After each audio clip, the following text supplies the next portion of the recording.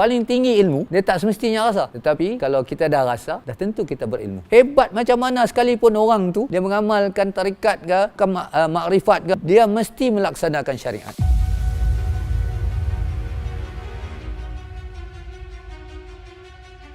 Asal Pak Nak ni itulah silat Bunga Negeri Kedah. Pada mula-mula Pak Nak belajar silat dulu, yalah Pak Nak jadi orang yang paling kuat. Cabar orang sana, cabar orang sini. Kena pula dengan pepatah-pepatah Bruce Lee kan. I don't know whether I'm the best, but I don't want to be the second best. Cabar orang lah apa semua, nak tunjuk yang kita ni kuat. Adalah orang bagi tahu, carilah ilmu tasawuf yang boleh menenangkan hati kita. Kalau kita nak cari kuat, sampai bila pun kita takkan jadi kuat, mesti ada orang yang lebih kuat dari kita. Cuba cari ilmu yang dapat mengalahkan hawa nafsu kita. Tok Guru pun bagi hadis, laisa syadidu bisra'ah. Kehebatan itu sebenarnya ukur bukannya kerana kita dapat mengalahkan musuh kita. Inna syadidul lazi yamliku nafsah indal qadar. Tapi orang yang dapat mengalahkan hawa nafsu dia ketika nafsu dia marah. Bila kita beramal dengan amalan-amalan kerohanian yang macam nasuhah, budi suci dan sebagainya, kita tak ada sanad, tak ada amalan-amalan yang ikut dia punya proper punya ni lah. Kalau tarikat dia ada dia punya amalan yang proper, selawat dia, dan dia ada panduan guru-guru yang akan bimbing kita. Ajaran-ajaran silat yang macam ni tak ada. Dan dia cuma nak bagi kuat saja. Dan bila kita itu saja tumpuan hidup kita tu, kita akan jadi orang yang gelisah, nak kuat.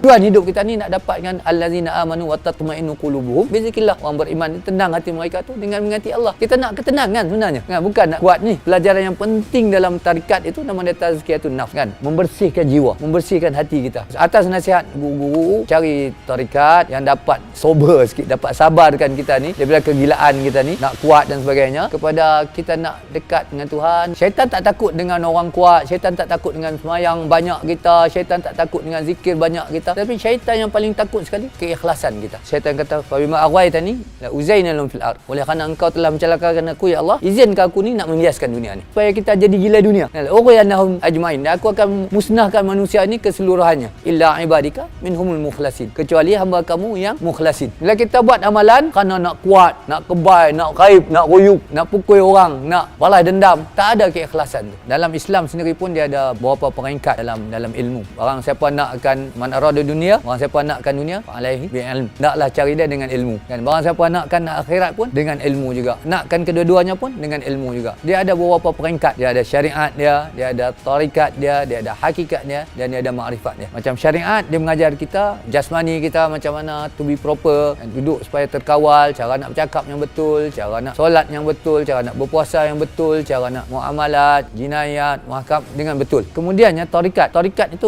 menjadikan amalan-amalan itu ada pengisian dia supaya terasa. Ilmu, paling tinggi ilmu, dia tak semestinya rasa. Tetapi kalau kita dah rasa, dah tentu kita berilmu. Kita diberitahu dalam gelas yang gelap tu ada minuman yang sedap. Kita dah diberitahu dan kita tahu minuman tu sedap. Tapi kita tak rasa lagi. Kita tahu tapi tak komplit lagi. Tetapi bila kita dah rasa, memang sedap. Macam itulah sebenarnya. Tarikat ini membawa kita kepada rasa. Sebab fakulti untuk mengenal Allah itu sebenarnya banyak. It takes the whole perjuangan. Ia mengambil keseluruhan perjuangan untuk dapat menangkap makrifat itu. Macam Rasulullah, macam mana dia berjihad. Kita nak kenal Allah ni bukan sekadar aku mengenal Allah dan kita dapat. Kita akan diuji. Kita dijadikan hidup dan mati kita ni untuk menguji siapakah di kalangan kita yang sebaik-baik amalan dia.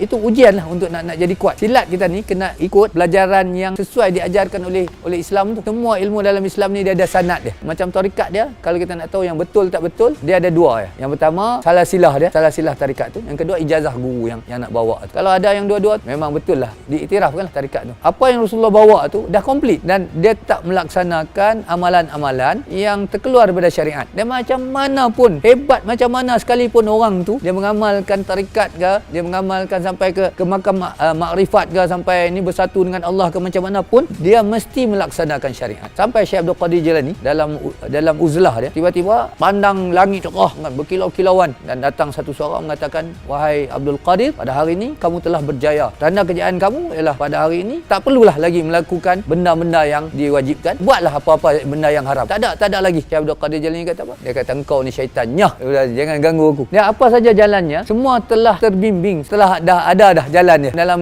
Al-Quran tu, sunnah tu dah ada panduan untuk kita ni.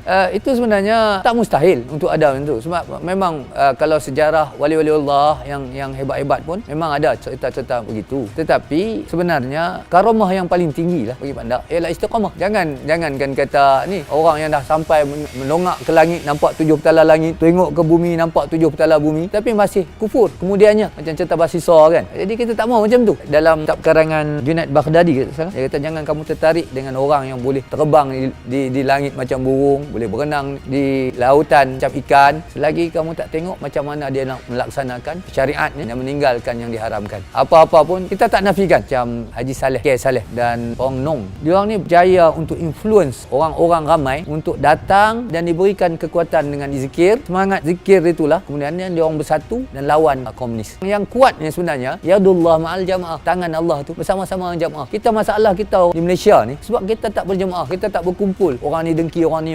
jatuhkan orang ni nak kalahkan orang ni. Kita boleh menang kalau kita bersatu. Apapun kekuatan kita tu, kalau kita satukan, yadullah ma'al jamaah, tangan Allah ataupun bantuan Allah tu bersama jamaah. Apa saja perguruan kita ni, gunakan landasan Islam itu sebagai penyatu dan kita akan kuat. Tak ada Islam, orang-orang Arab ni anggap orang-orang gasar. Bila datang Islam, menyatukan orang-orang Arab, menjatuhkan dua empire terbesar, Parsi dan juga Rom. Sayyidina Umar sendiri kata, kami adalah bangsa yang dimuliakan oleh Allah dengan Islam. Jadi kalau kita nak mulia, ikut Islam dan kita akan jadi kuat.